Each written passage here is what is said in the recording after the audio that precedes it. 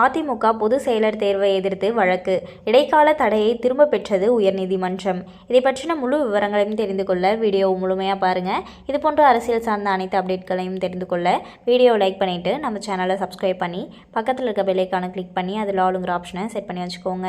அப்போ தான் நம்ம அப்லோட் பண்ணுற வீடியோ உடனுக்குடனே உங்களுக்கு நோட்டிஃபிகேஷனாக வந்து சேரும்.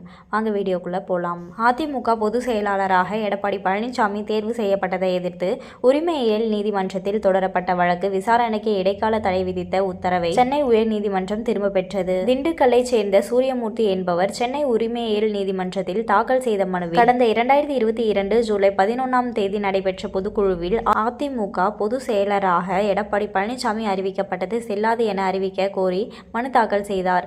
இதனையடுத்து இந்த வழக்கை நிராகரிக்க கோரி எடப்பாடி பழனிசாமி உரிமையியல் நீதிமன்றத்தில் மனு தாக்கல் செய்தார். இந்த வழக்கை விசாரித்த 4வது உதவி உரிமையியல் நீதிமன்றம் எடப்பாடி பழனிசாமியின் மனுவை தள்ளுபடி செய்து உத்தரவிட்டது. இந்த உத்தரவை எதிர்த்து எடப்பாடி பழனிசாமி தரப்பில் சென்னை உயர்நீதிமன்றத்தில் மேல்முறையீட்டு மனு தாக்கல் செய்யப்பட்டது.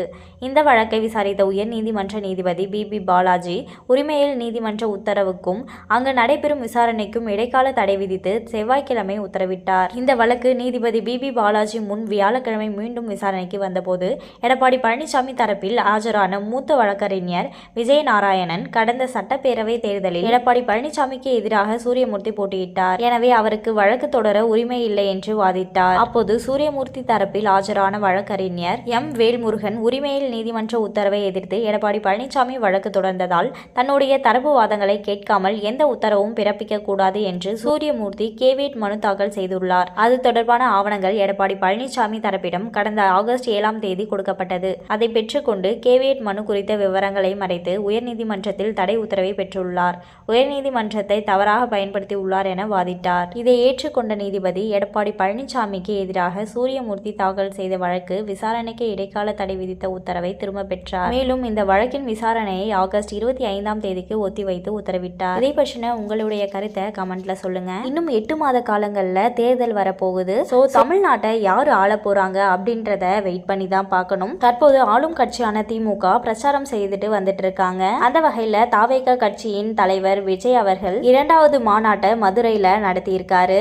அதுல திமுகவை விமர்சித்தும் பேசியிருக்காரு. மோடிஜி அவர்களை பத்தியும் பாத்தீங்கன்னா விஜய் அவர்கள் பேசியிருக்காரு. தமிழ்நாட்டை ஆள போறவங்க யாரு அப்படிங்கறத நம்ம இன்னும் 8 மாதங்கள் வெயிட் பண்ணி தான் பார்க்கணும். 2026ல தமிழ்நாட்டின் முதலமைச்சரா யாரு வருவாங்க அப்படின்னு நீங்க நினைக்கிறீங்க அப்படின்றத கமெண்ட்ல சொல்லுங்க.